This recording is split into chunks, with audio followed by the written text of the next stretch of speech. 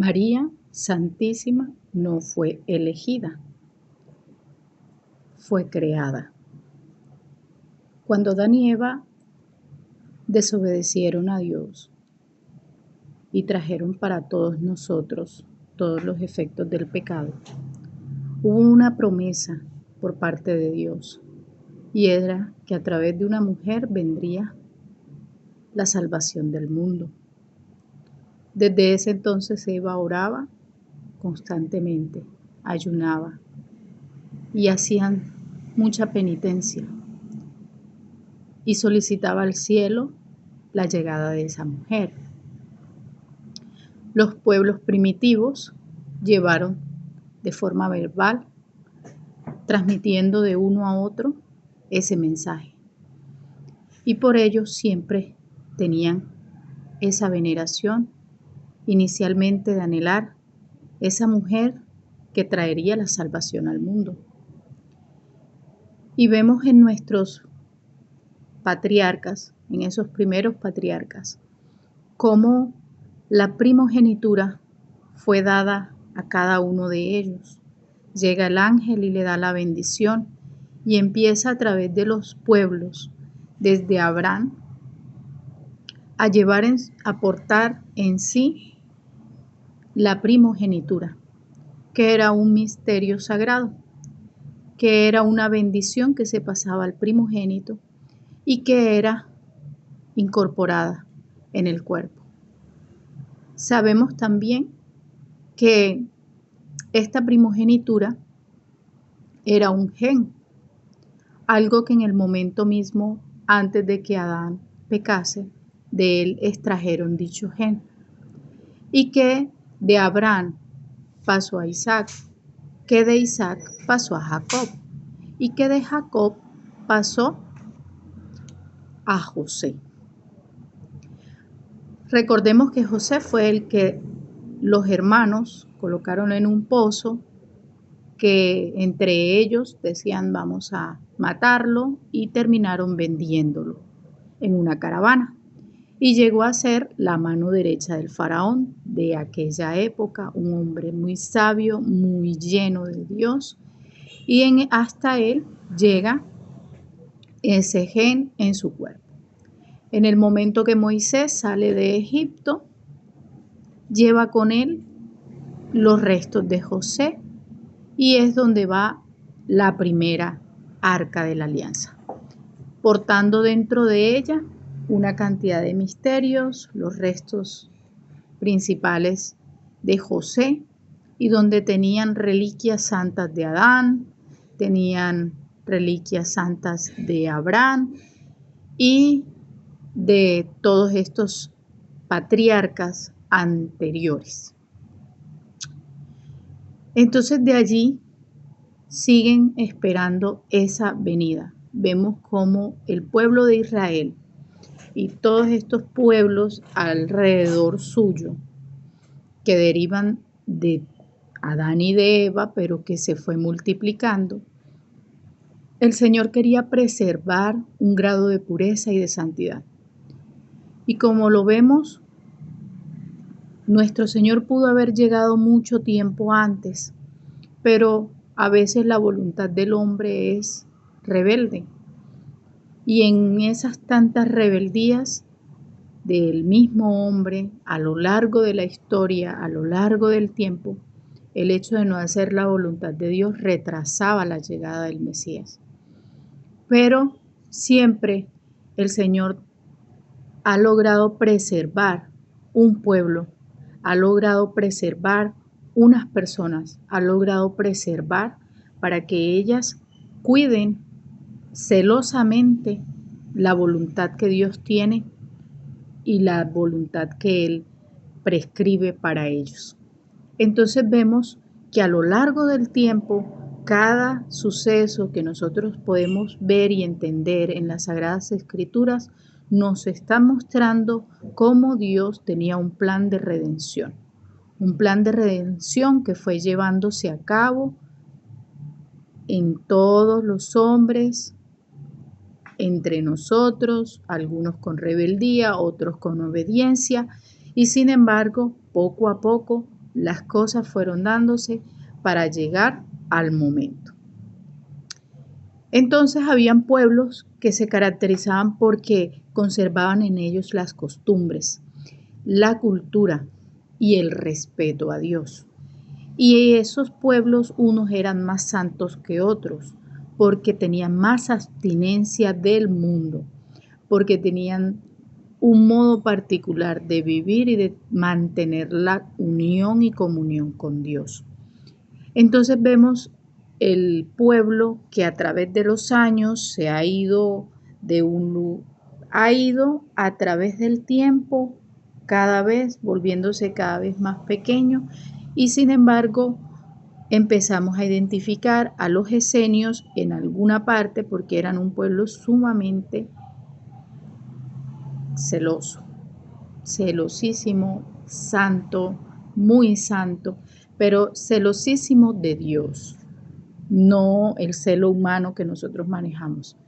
Y este pueblo siempre prescribiendo a través del sacerdocio y de la iluminación con matrimonios verdaderamente santos y bajo las revelaciones que Dios prescribía para ellos. De esa forma se unían en santos matrimonios y eran matrimonios castos basados en la penitencia, el ayuno y todas las obras de misericordia. Pueblos que intercambiaban sus productos y que se excluían del comercio o no hacían parte del comercio, pero sí compartían e intercambiaban sus productos. Entonces era un pueblo reconocido primeramente como un pueblo santo, un pueblo respetable, un pueblo que respetaba las leyes de Dios, las cumplía y vivía en comunión con Dios. Vemos de todos los descendientes de nuestra madre, este pueblo que ha sido preservado, y viene Santa Ana y San Joaquín. Vienen derivados de estos grupos, de este grupo vienen derivados ellos. Les unen a ellos por prescripción divina, porque de ellos iba a derivar ese brote bendito que estaba por revelación divina en ese grupo de personas. Nace Santa Ana y cada vez se acerca más porque por revelación les estaba mostrando que ya estaba próxima a llegar. Esa mujer que todo el pueblo santo de Dios había anhelado desde Eva, y que todos los patriarcas, uno detrás de otro, sabían que a través de esta mujer venía la redención del mundo. Vemos entonces que María no fue elegida, porque esto no fue algo arbitrario como de aquí hay varias doncellas, hay 3 doncellas y Dios le pareció que esta era más cautivante. No, vemos que hasta aquí Ana llega al mundo y Ana y San Joaquín se unen. Inicialmente dan una hija a la cual le colocan María, pero esa era María de Elí, la cual se la lleva su abuela, y ellos se retiran porque sienten que han ofendido a Dios. Se dan cuenta que no es la hija de la promesa, no es la hija que están esperando, no es la flor que estaban esperando. Sienten que han ofendido en algo a Dios y deciden volver nuevamente a aumentar su penitencia, a aumentar su ayuno, a aumentar su castidad, a aumentar la limosna, y empiezan durante mucho tiempo, se aíslan el uno del otro, y San Joaquín se va a trabajar sus tierras y Santa Ana era señalada porque no era bien visto que un matrimonio no produciese hijos. Entonces empiezan a considerar que ella no tenía la bendición o la gracia y empieza a ser atacada desde sus sirvientes. Entonces, cuando por prescripción divina los ángeles, comunican a San Joaquín y a Santa Ana que se encuentren en un punto específico en el templo, en las puertas, en alguno de esos pasillos, y que se hace esa unión entre ellos prescrita meramente y por obediencia a Dios, no por lo que los hombres consideramos hoy, mera lujuria, mera unión, no, por prescripción divina y solo por prescripción divina se unieron, es cuando le colocan nuevamente ese gen que del arca de la alianza, donde el último que la aportó fue José, le colocan ese gen de vida. Y eso es lo que él transmite a Santa Ana y por ello María Santísima es inmaculada porque no tiene ningún pecado. Es totalmente un gen puro y limpio de todo efecto contaminante venido de Adán y de Eva a través de una generación a otra. Eso es un gran misterio que nosotros no conocemos, no dimensionamos y no podríamos comprender, a no ser que nuestra fe confiase lo suficientemente en Dios para nosotros entender que Dios hace posible lo imposible. Nace María de esa unión perfecta, de esa concepción, y vemos que María nace totalmente pura, limpia de pecado totalmente.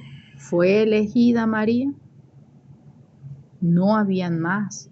Fue un proceso, fue una planeación muy estratégica, porque todo el tiempo estuvo el enemigo acechando de un lado, del otro, retrasando, haciendo desobediencia en muchas ocasiones, porque toda la humanidad ha estado en tentación. Entonces, todo ese retraso del tiempo fue propiamente de la desobediencia y la rebeldía del ser humano, del hombre. Y a través del tiempo, para llegar a la consumación de este momento en el que nace María, nos damos cuenta que no habían otras, solo había una. Así que no fue elegida, fue creada en una alta dignidad, en un alto honor y en una plenitud. María Santísima no es incubadora. María Santísima no es una incubadora, como muchas personas, quitándole el alto valor y dignidad que tiene la Madre de nuestro Señor Jesús. Así usted lo considere meramente como hombre, Él nunca dejó de ser Dios. Y sin embargo, a algunos le quitan tanto valor, y asumen que ella solo fue una incubadora. Y eso no es verdad. Si a usted no le gusta que hablen mal de su mamá, no hablen mal de la mamá de Jesús. Porque muy seguramente si usted dice creer en Cristo, a nadie le gusta que hablen mal de su mamá. Y Cristo, siendo verdadero amor para todos nosotros, si nos ama a ti y a mí, que somos pecadores, ¿crees que no ama a su mamá? ¿Crees que no ama entrañablemente a su madre? ¿Crees que su madre no tiene en él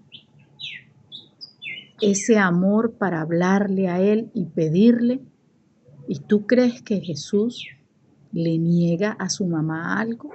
Si no te lo niega a ti, ni me lo niega a mí, que somos pecadores, ¿cómo asumes que María no puede hacer, transformar, ayudar, brindar gracias si su hijo fue quien le concedió a él tan alto honor y dignidad?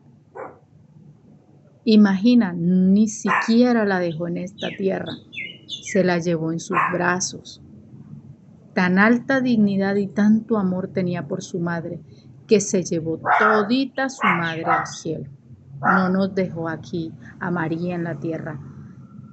Entonces, para mí, María fue creada, no elegida.